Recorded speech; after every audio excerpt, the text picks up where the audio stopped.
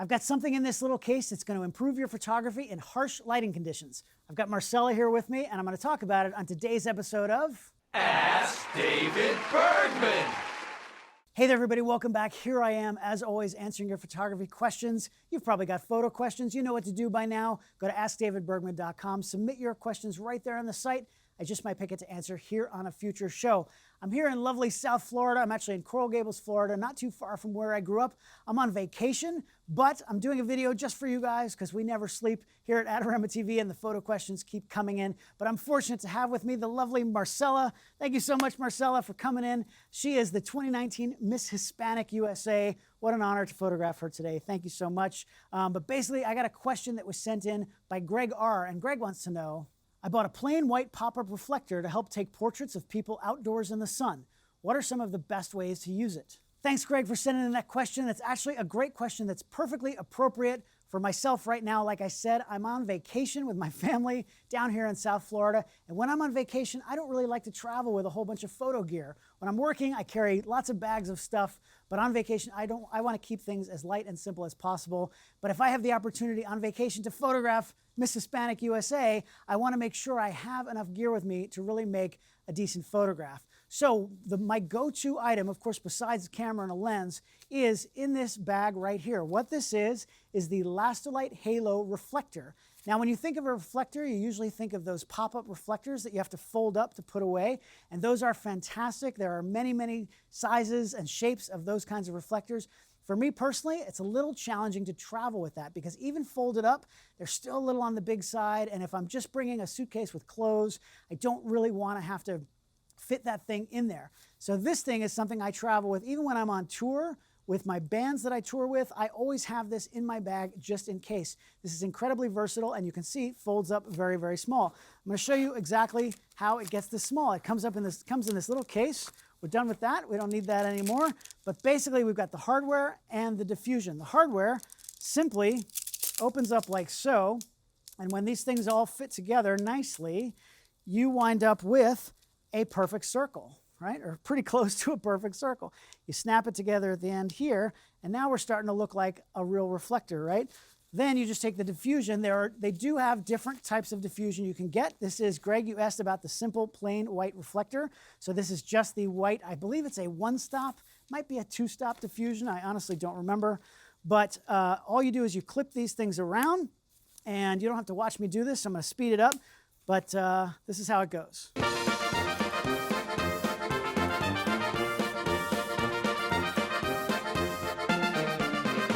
And there you have it. All of a sudden, just like magic, we have a full-size reflector that I was able to carry in a tiny little case. That Lastolite Halo is my absolute favorite reflector to travel with. It does have a handle, which is very important for a reflector like this. There are three ways, basically, that you can angle this thing. You can either hold it yourself. A lot of photographers do that. If you're going to be close to your subject, you can just hold it yourself and shoot with your other hand. You can use a stand. If you have a tripod, you can put it on. They make little adapters that you can clip onto these, and then you can angle how you want. Or you can do what I'm doing. James, come on in here. I'm at my friend's house here in Coral Gables, and his son James is nice enough to help me out today. I'm not paying him, so we're gonna put him to work. But if you have another person, even if you're out on the street, sometimes you could just find somebody, hey, can you hold this reflector for me? Usually it's very simple. People are willing to help you out. So James is gonna hold that for me today as to help us out. So in my mind, Greg, to answer your question, a simple reflector like this. Now, there are other, like I said, types of diffusion you can get, and there are the fancy reflectors are the 5-in-1s, the 6-in-1s, and those come with other materials you can put on top. You can change this out. You have silver, gold, black, different diffusion thicknesses, all kinds of different things. Those are great. They all have amazing uses. I've done videos about those. There are lots of videos about there. But you asked specifically about the plain white reflector. And again, this is the simplest to travel with. I only brought the one diffusion. It's very, very easy. In my mind, there are 4 basic ways that you can use this. And I'm going to show you, I'm going to demonstrate on Marcella how we can use this. So the first one is kind of the normal way. Well, I don't know. There are different ways you can think of to use this. But the first one would be as your main light. So as your key light in the photograph. So what I'm going to do is I'm going to come this way. Marcella, I'm going to bring her up here. Let's come this way just a little bit. I bring her up here so she's just getting hit by the sun. There you go. So I'm just getting backlit by the sun a little bit. I'm in very harsh light now, but you're not here to see me. You're here to see Marcella. So she is being backlit now. So there's no real light coming from the front. There's some light bouncing around. We've got a light colored wall here, so there actually is some light bouncing back. But if we were out in the open, maybe off the grass, maybe off the ground, but for the most part, there's not much light hitting her. So what I want to do is I want to kick some light back in. Now, a mistake people make is they bring in the reflector and they bring it in here, right? This is kind of the standard thing that people do. You see this in movies, right? Don't do that. If this is going to be your main light, this is not what you want to do. Think of this as if it was a softbox in the studio, and that's what you're using it. That's where your main light is going to come from. So you would never light somebody from underneath like that, right? So what we want to do is we want to get it up at the angle that we would have our main light. And in my case, I like the 45-degree Rembrandt type lighting. So if we get that right in there, and then the closer you get it, the bigger the light source is, right? We've talked about this with softboxes and with other kinds of light. The perceived size of the light is the bigger it is, the softer the light is. So as we get it in closer, it's going to be bigger from her perspective, and it's going to be softer light. So the sunlight, as you can see, is just hitting this broad surface. It's bouncing back and it's going to hit her. So you just get it at the right angle. So right about there, right? And now it's hitting her. I'm going to take a couple of frames so you can see what that looks like. Actually, let's do one without it first, just so we can see the difference. And I'm using, by the way, this is the Canon R5 Mirrorless with the grip and the 2870 2.8 RF lens. I just bought this. It's brand new. It's actually my first frames with it today. And it's a nice, beautiful RF lens and the Lastolite Halo. All right, so let's do one without it first. So I'm using the eye autofocus, so I don't really even have to think about focus. And Marcella looks amazing in any light, so that is going to be no problem. So there you go. Okay, so that's without the reflector as the main. Now let's bring it in. And we're going to light her up there. Perfect.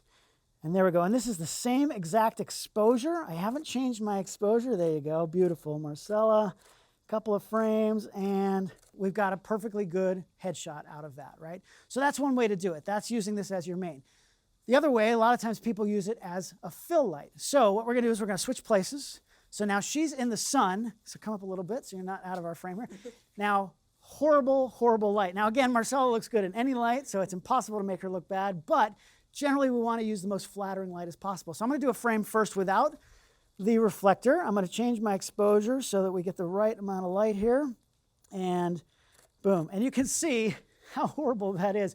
Just her eye sockets are just, black holes. There's absolutely no light there, very contrasty. So what we're going to do, now is the time when you want to get this under there. Now, actually, you do have to back up a little bit so we get a little bit of sun.